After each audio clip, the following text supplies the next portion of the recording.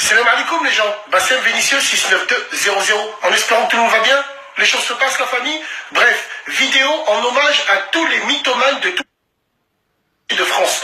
Dans chaque quartier, il y a un mytho, il y a un climatisateur, mais lui on l'aime bien, il fait partie des murs, donc hommage à lui, hein, big dédicace à lui. Le mien, il s'appelle Karim. Et Karim, dans les années 95-16, à Lyon, c'était la grande mode. On volait des voitures et tout, on allait en Suisse et tout le reste et tout.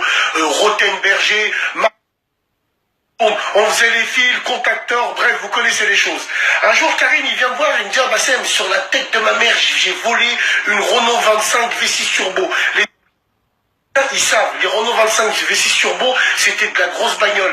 Et elle avait la particularité d'avoir un ordinateur de bord. Genre, quand tu roulais et tu étais en réserve, genre, quand tu roulais, la porte était mal fermée, porte arrière mal fermée. Les anciens, ils reconnaissaient. Bref, en gros, elle te disait les défauts du véhicule avec une voix de robot, avec une voix de merde. Et ce Karim là, il me dit la tête de ma mère, Bassem, je la au fil, déjà, enfin un marteau-tour, tu vois, je la prends au fil, hop, je vais sur le périph', je fais des freins à main. Comment? Périphérique, frein à main. Bref, la vie de ma mère, tellement que je lui ai niqué sa mère à la voiture. Hop, j'arrive, je me gare, je me faisais pourchasser par les Armènes, j'arrive et tout, je me gare, je claque la porte, la voiture, elle me dit, Karim, vous êtes un pilote. Bref, c'est pas grave. Pareil, la même chose. 15 jours après, quand Tupac il est mort, le 24 septembre 1985. Quand Tupac il est mort, lui, on l'a plus vu pendant 2 semaines. Et un jour, je le vois sur le banc. Wesh Karim, bien ou bien? T'es parti où? Toi, on te voyait plus.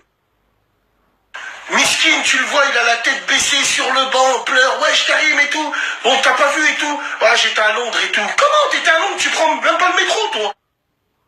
Là, j'étais à Londres et tout, j'ai perdu quelqu'un de proche qui, il me dit j'étais à l'enterrement de Tupac, allez, nique ta grand... Bref, plus tard, 15 jours après, les yeux de ma mère, il me voit, il me dit, oh, bah... J'étais dans un avion, je partais sur la côte, bon tu pars sur la côte en avion, allez c'est pas grave, et il me dit, juste à côté, il y a un avion qui arrive derrière, il se met à la hauteur de...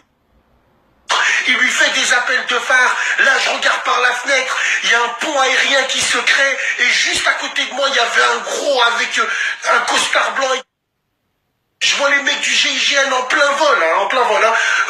Traverser l'avion pour venir dans mon avion. Ils arrivent, ils attrapent le gros. Ils le mettent par terre, ils le braquent. Pas mal sur la tempe et tout. Ils l'ont arrêté. C'était un grossiste, un baron de la drogue, de Colombie.